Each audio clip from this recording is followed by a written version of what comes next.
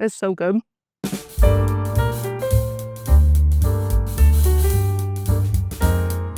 Hey, I'm Elsa, a recipe developer with Pillsbury, and today we're making fruit tart bunnies.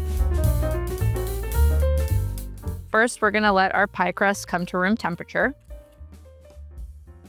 And then we're gonna roll each out just a little bit with a rolling pin.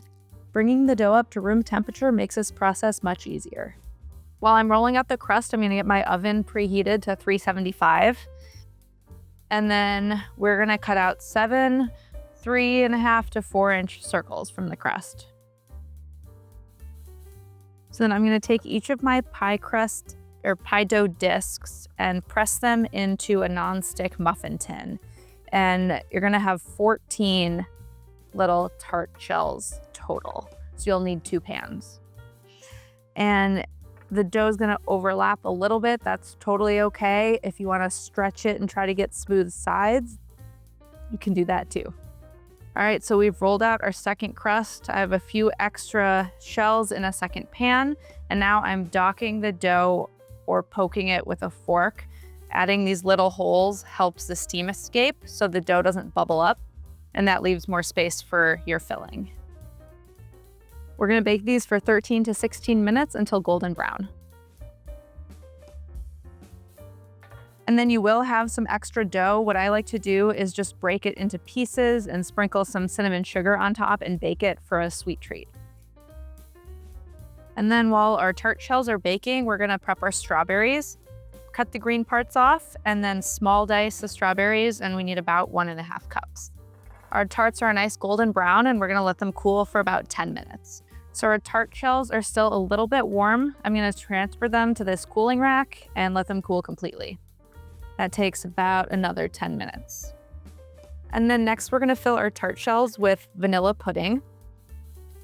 It takes 3 pudding cups, and I'm gonna scoop about a tablespoon into each tart shell. And while I'm filling these with vanilla pudding and strawberries, you could do all sorts of flavor combinations. Chocolate pudding would be good. Lemon curd would be really good. You could even do blackberries or raspberries on top.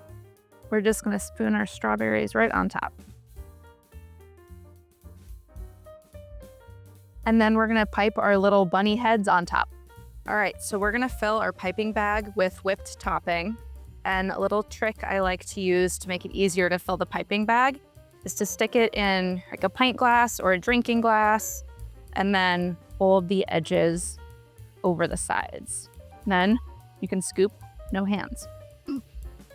One thing that's helpful is to just like kind of press the filling down to get any air bubbles out.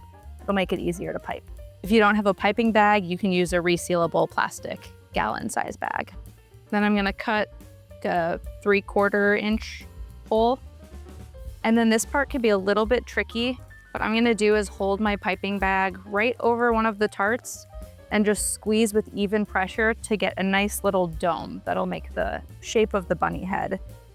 You'll wanna guide the bag with your bottom hand and squeeze with your top hand. And then once I'm done piping, I'm doing a little twist at the end to round off the top. And if you don't feel comfortable piping on your tarts right away, you can pipe onto like a plate or a piece of parchment paper to practice. And then you can just take your whipped topping and scoop it right back in the bag. So next we're gonna make our bunny ears, and we need mini marshmallows and then sanding sugar. I used yellow, you could also do pink. To cut the ears, you're gonna put your mini marshmallow on its side and then cut it in half diagonally. And that's gonna leave you with little points. And then you're gonna dip that cut side into the sugar to make the inside of the ear. All right, then I'm gonna make a little nose and whiskers with some sprinkles. There you go, an Easter bunny.